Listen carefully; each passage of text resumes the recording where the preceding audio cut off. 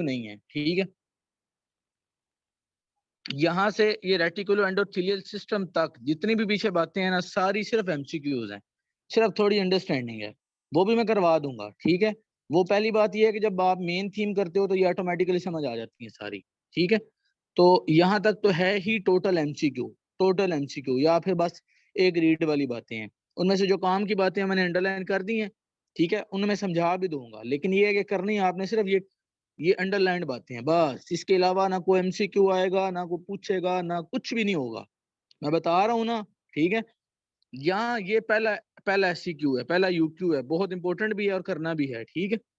ये वाला reticulo endothelial system, यहाँ से आप लोगों का यहाँ से जो शुरू हो रहा है ना, ठीक है, बल्कि यहीं से रेटिकुलो एंडोथेलियल सिस्टम से लेकर एंड तक एक लफ्ज भी नहीं छोड़ना आप लोगों ने, एंड तक, क्योंकि एंड तक फिर सारा यूक्यू है। पहला यूक्यू यही रेटिकुलो एंडोथेलियल सिस्टम है, दूसरा यूक्यू है आपका ये इन्फ्लेमेशन, बजाते खुद इन्फ्लेमेशन, दो यूक्यू हो गए। तीसरा यूक्यू है ये सारे lines of defence, first line of defence, second line of defence, ठीक है, ये 4 लाइंस ऑफ डिफेंस हैं। कितने यूक्यू हो गए? 3 हो गए। चौथा यूक्यू आप लोगों का क्या है?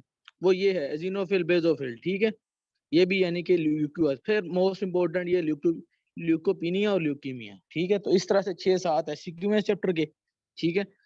तो आज जो है ना, मैं इस बात की गारंटी दे रहा हूँ कि जो अभी नेक्स्ट 1 घंटा सुनेगा उसको ये 6-7 एससीक्यू याद होंगे, ठीक है। और मेरा तरीका ये है, अगर कोई नया स्टूडेंट आया बैठा है तो मेरा तरीका ये है, मैं समझाऊंगा, ठीक है, फिर उसके बाद रिवाइज भी करवाऊंगा, और इंशाल्लाह ताला बिल्कुल गाइडन के अकॉर्डिंग बिल्कुल ऐसे याद होता जाएगा। पता भी चलेगा क्या पढ़ा, पता भी चलेगा उसको याद कैसे करना है, और इंशाल्लाह ताला जो है ना एक सीक्वेंस के साथ याद भी हो जाएगा, ठीक है, और टोटली अकॉर्डिंग टू गाइडन। चलें जी, मेरा इरादा है मैं यहाँ से शुरू करूँ। सबसे पहले तो थोड़ी सारी बेसिक जरा कहानी सुन लें कि ये हो क्या रहा है, कि हम जो है ना वो हैं क्या, ये क्या पढ़ने लगे हैं। हम लोग बेसिकली पढ़ने लगे हैं जी डब्ल्यूबीसी को, आरबीसी पढ़ लिया, प्लेटलेट पढ़ लिया, डब्ल्यूबीसी पढ़ने लगे हैं, ठीक है। तो बेसिक तो आप लोगों को पता है कि ये बॉडी का क्या है, डिफेंस मैकेनिज्म है, ठीक है। तो डब्ल्यूबीसी की सबसे पहले टाइप्स को देखते हैं। 6 की टाइप्स ने लिखी हुई हैं, ठीक है, जिसमें से मतलब ये न्यूट्रोफिल, एजिनोफिल, बेजोफिल, मोनोसाइट्स और लिम्फोसाइट्स, ठीक है। और एक इसने ये भी लिखा हुआ प्लाज्मा सेल्स भी होते हैं, ठीक है।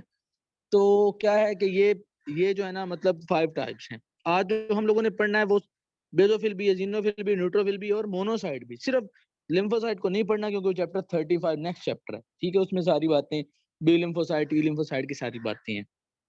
तो ये जो 4 हैं, ठीक है, इनमें से आप लोग देख सकते हैं कि अच्छा जो ऊपर वाले 3 है ना, इनको हम कहते हैं ग्रेनुलोसाइट्स, ठीक है। मैंने इनका फॉर्मूला बनाया नेब, एन ई और ये बी, नेब, ठीक है। ये क्या है, ग्रेनुलोसाइट्स क्यों है? क्योंकि इनकी अपीयरेंस होती है ग्रेनुलर, ठीक है, इस वजह से इनको ग्रेनुलोसाइट्स भी कहते हैं, ठीक है।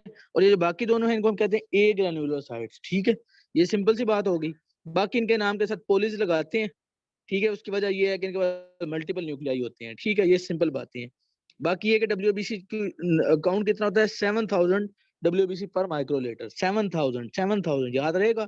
और आरबीसी का कितना था, 5.2 मिलियन मेल में, ठीक है, फीमेल में कितना था, 4.7, ठीक है।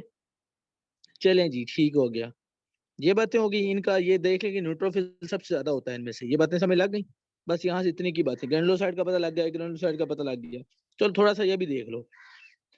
अब ये जो ग्रेनुलोसाइट्स है ना, यानी कि हमारा नेब है, न्यूट्रोफिल, एजिनोफिल, मोनो और बेजोफिल, और हमारे मोनोसाइट्स, ये बनते हैं बोन मैरो में। ये अब बात याद रहेगी कि किस में बनते हैं, बोन मैरो में, जहां पे हमारे बाकी सारे बनते हैं, आरबीसी और प्लेटलेट। लेकिन ये जो हमारा लिम्फोसाइट है ना, लिम्फोसाइट, ठीक है, जो हमारे टी और बी लिम्फोसाइट हैं, ठीक है, ये दोनों थोड़े बहुत बनते हैं बोन मैरो में, थोड़े बहुत।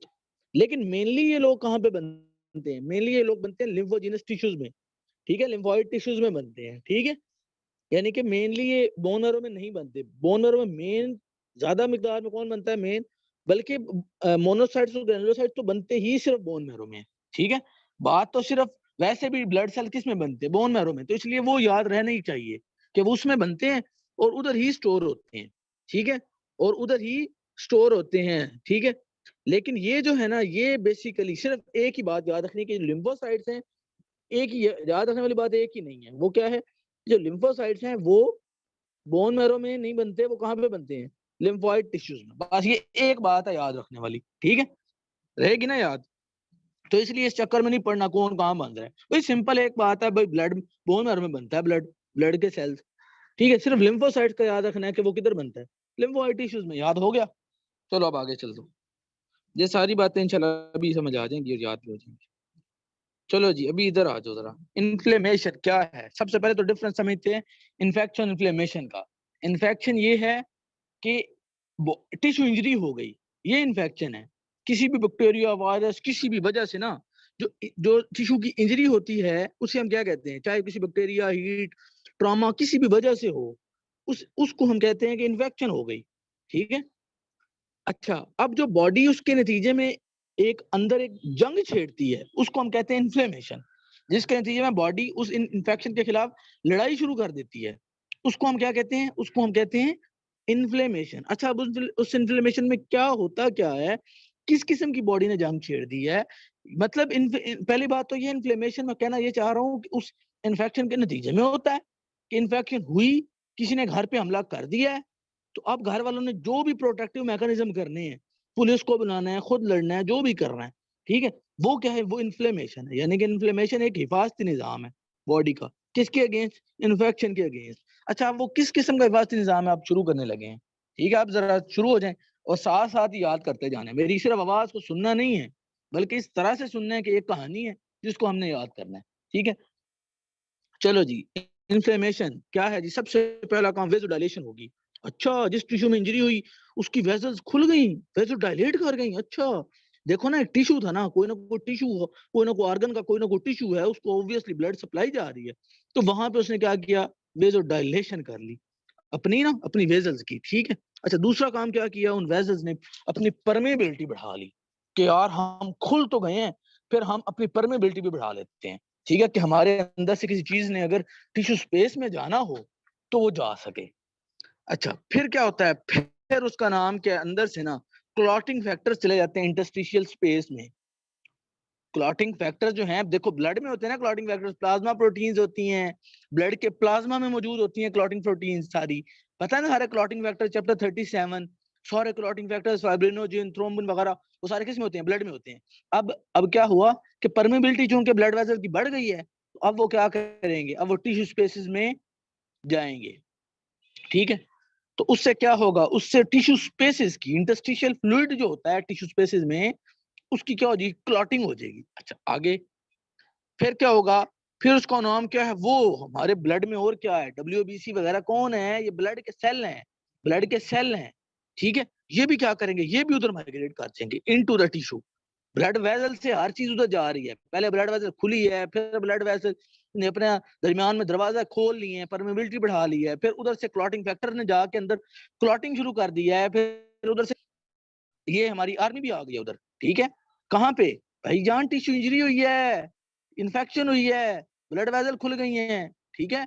अब ये आर्मी भी उधर चली गई हमारी, ये देख लो ग्रैनुलोसाइट्स वगैरह, मोनोसाइट्स वगैरह, देख लो पहुंच गए उधर, ये देखो देखो देखो, ठीक है ना। ग्रैनुलोसाइट्स अभी बता के आऊं कौन है, नेब, नेब को ग्रैनुलोसाइट कहेंगे, न्यूट्रोफिल, अजीनोफिल और बेसोफिल, ठीक है, तीनों उधर पहुंच गए हैं, साथ ही साथ मोनोसाइट भी पहुंच गए हैं।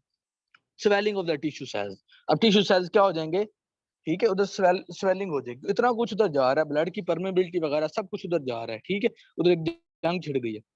ये होगी जी 5 चीजें, अब किसी बच्चे को याद हो गई हैं कि ये 5 चीजें हुई हैं इन्फ्लेमेशन में, ठीक है। अच्छा चलो, अब आहिस्ता आहिस्ता याद होगा, ठीक है ना।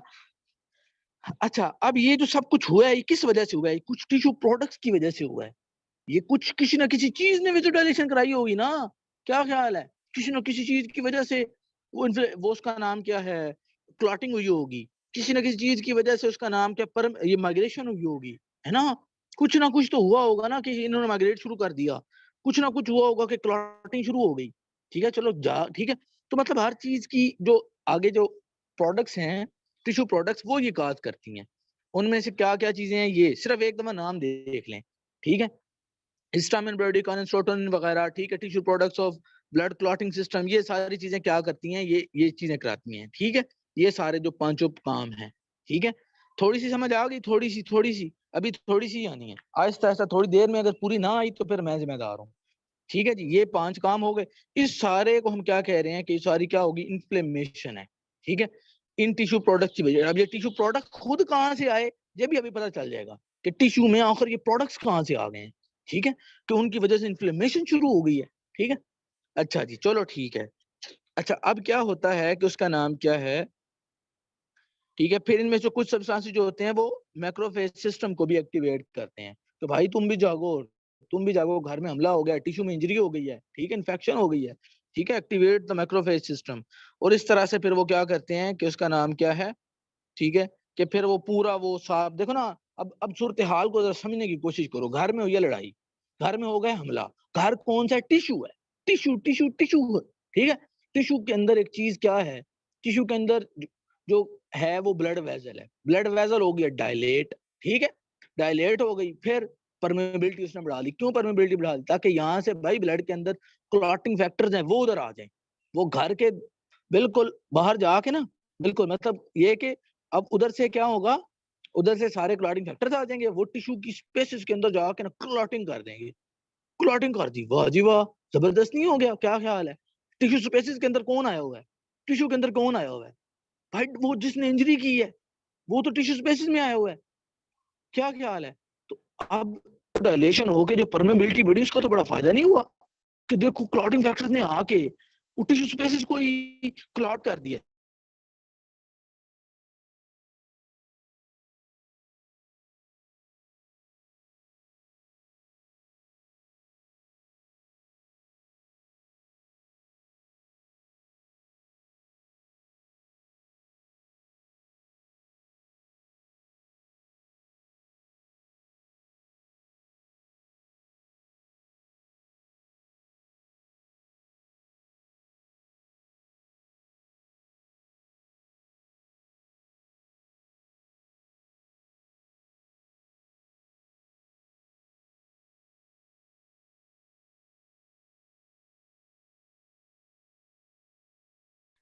वो 1 मिनट के लिए जरा नेट ड्रॉप हुआ था, अब नहीं होगा इंशाल्लाह, ठीक है।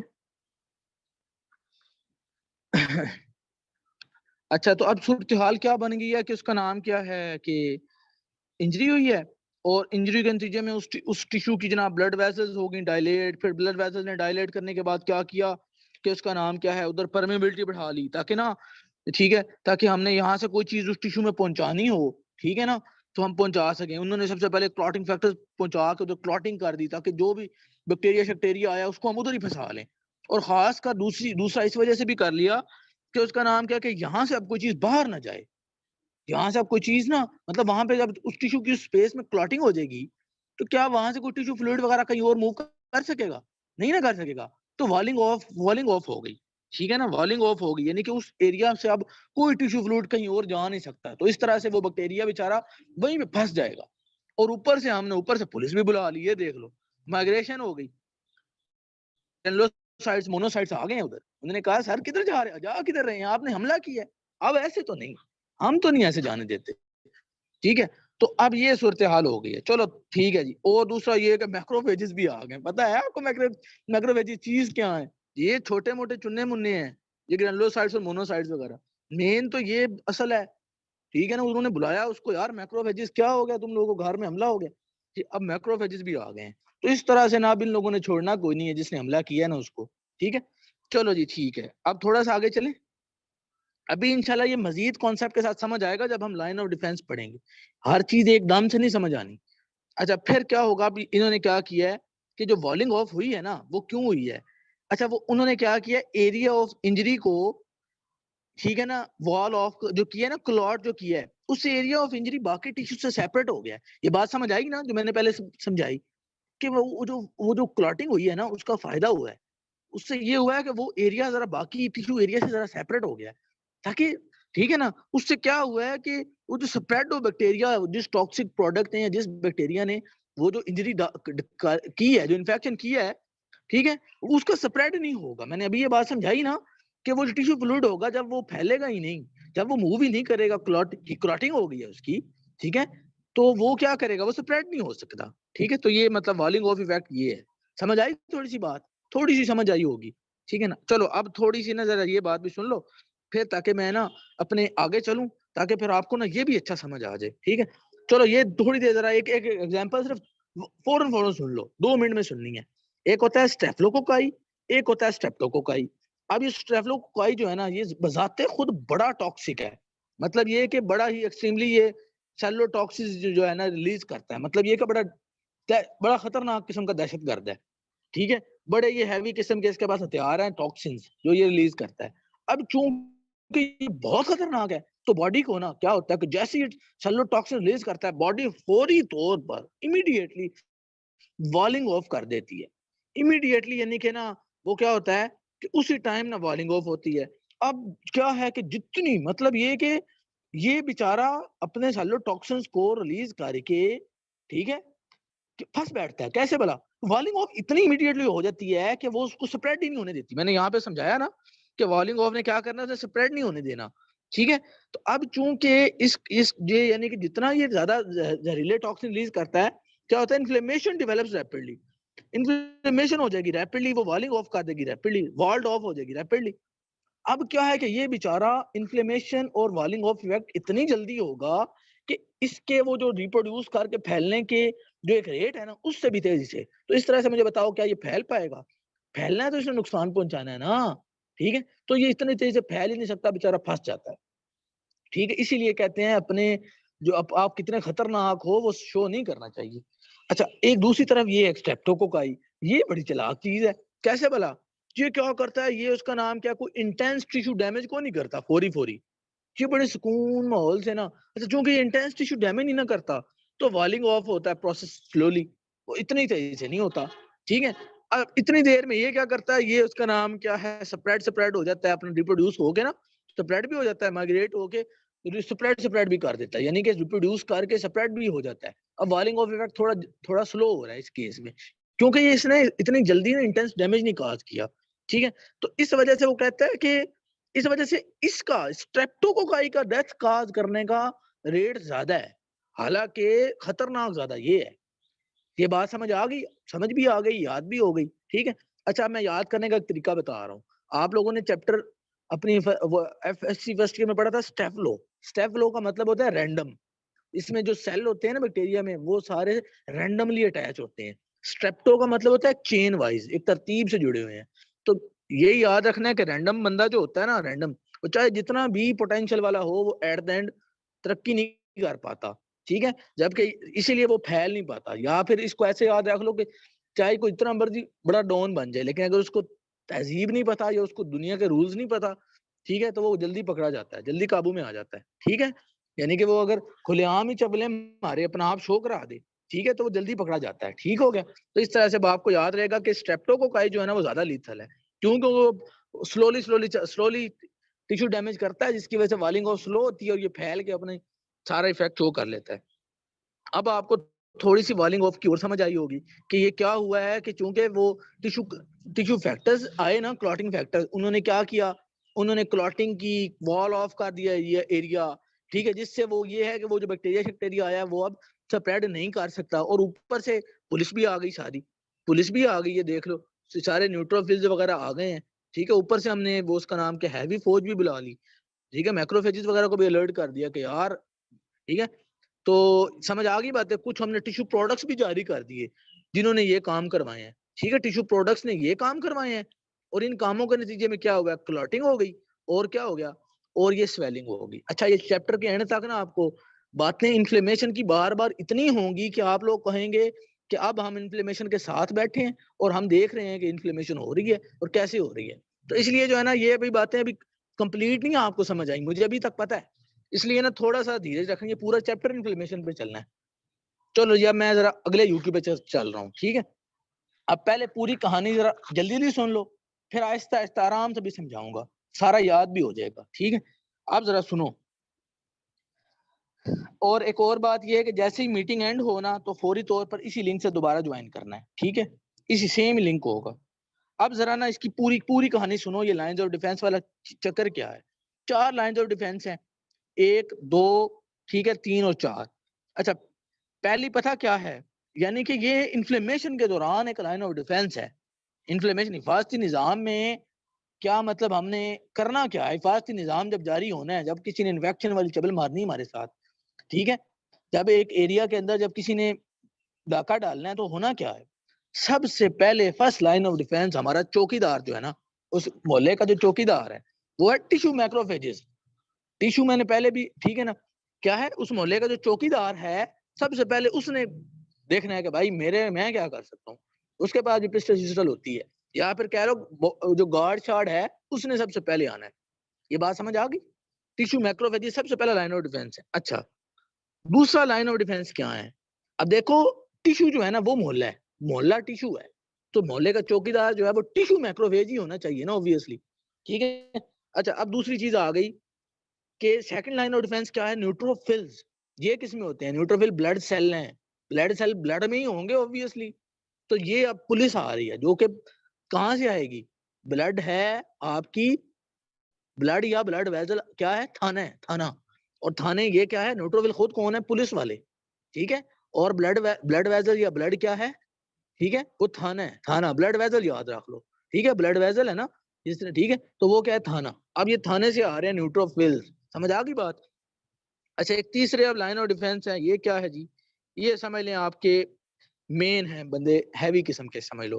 ठीक है, कौन है? समझ लो फौज आ गई है, फौज, या फिर कोई पुलिस से एक लेवल ऊपर चले जाओ। ठीक है, ये मैक्रोफेजेस है। ठीक है ना?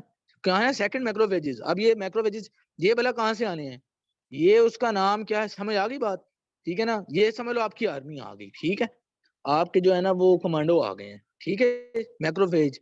ठीक है, तो ये तीसरी लाइन ऑफ डिफेंस है। चौथी लाइन ऑफ डिफेंस क्या है?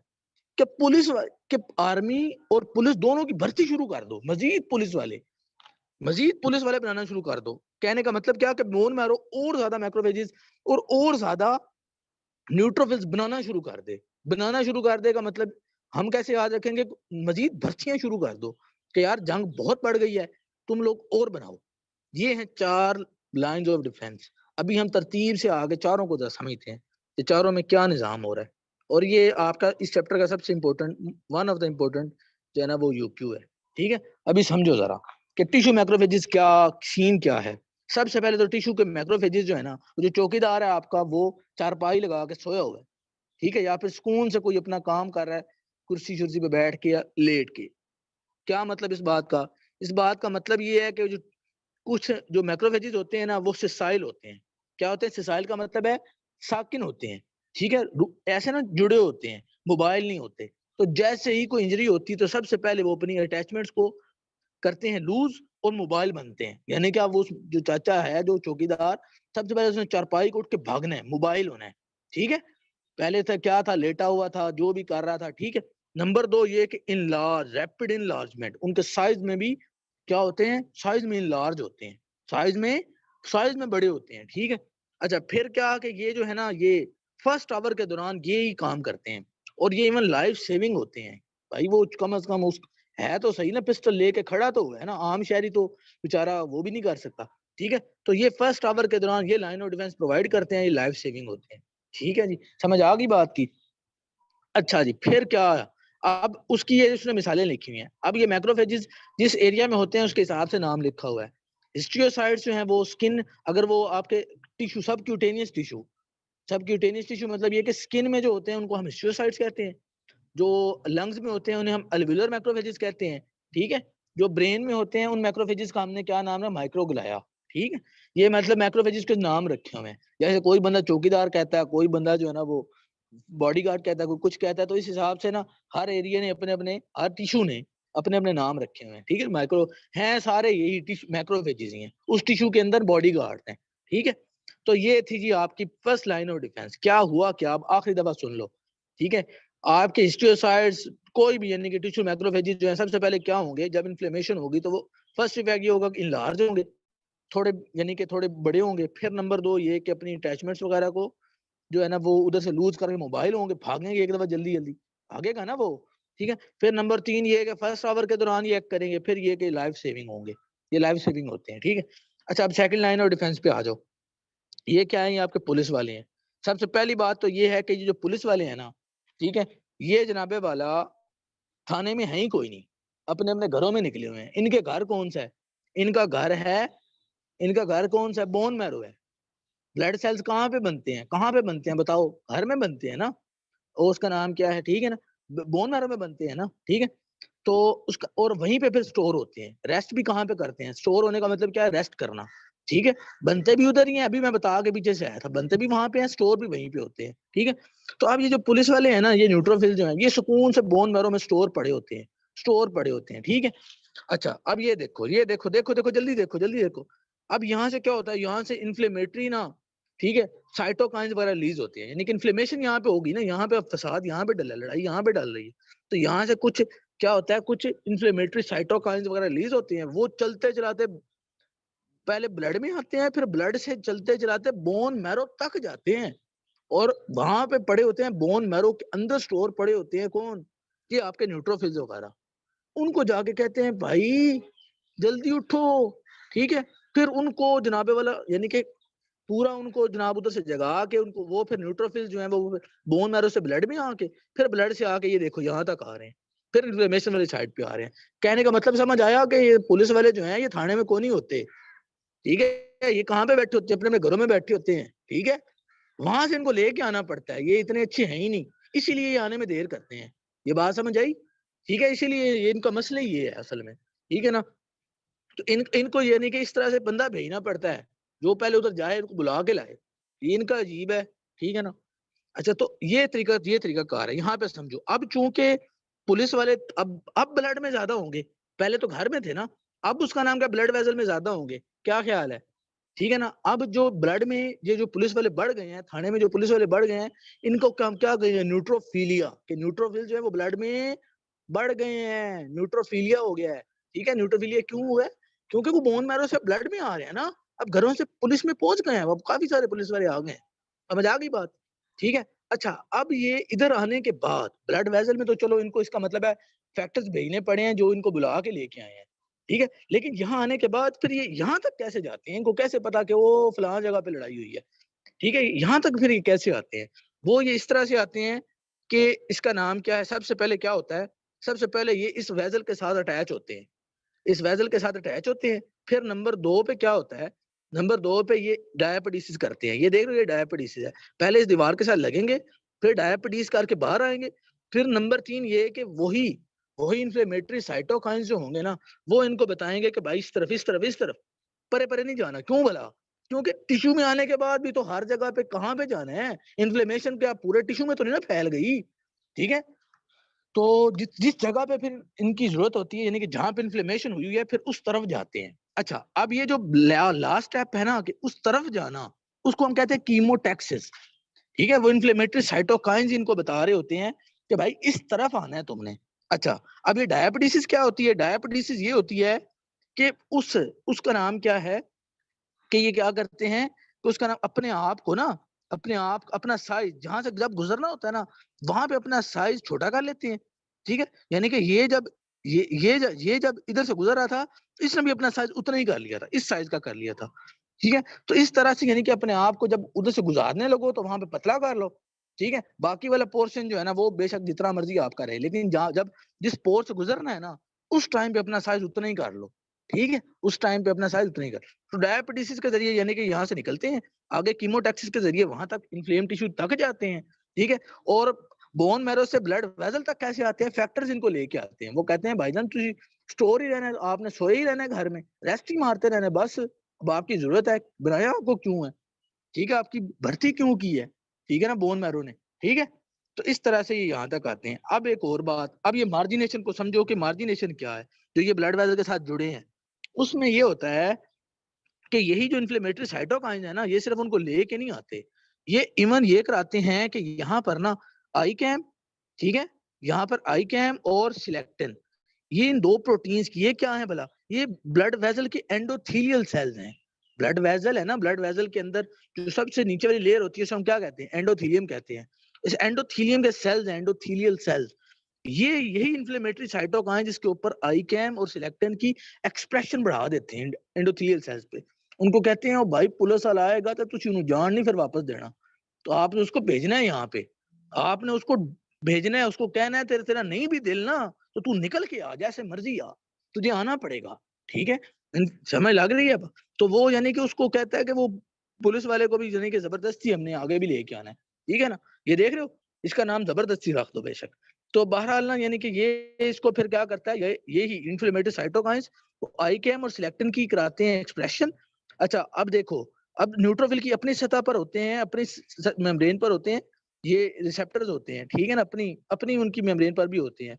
वो कौन से होते हैं उनका भी नाम देख लो, ठीक है ना। देखो आईकेम इंटरसेलुलर एडेनियन मॉलिक्यूल, ठीक है, इंटरसेलुलर एडेनियन मॉलिक्यूल आईकेम का वो है। अच्छा इनकी अपनी मेम्ब्रेन पर होते हैं इंटेग्रिन, न्यूट्रोफिल्स की अपनी मेम्ब्रेन पर कौन से होते हैं, इंटेग्रिन। तो इस तरह से ये आपस में मार्जिनेशन पहले सबसे पहले क्या करते हैं, एडेनियन करते हैं, ठीक है, मतलब टाइट बाइंडिंग वगैरह करते हैं। उसके बाद डायपेटिसिस करते हैं, ठीक है, ये देख लो डायपेटिसिस कर रहे हैं, ठीक है। उसके बाद क्या है, उसके बाद मार्जिनेशन, ये माइग्रेशन या कीमोटैक्सिस करते हैं उस इन्फ्लेम्ड एरिया तक। अब यहाँ से जरा जल्दी देख लो, एडेनियन मॉलिक्यूल यानी कि सिलेक्टिन और इंटरसेल आई कैम की एक्सप्रेशन करा दी, उसके जरिए से वो जो न्यूट्रोफिल्स के पास इंटेग्रिन पहले ही होता है, इस तरह से हो जाती है माइग्रेशन। मार्जिनेशन, मार्जिनेशन का मतलब है वेसल की वॉल के साथ चिमटना। फिर नंबर 2 यही यही इन्फ्लेमेटरी साइटोकाइंस एक और काम भी कराते हैं। वो क्या कराते हैं,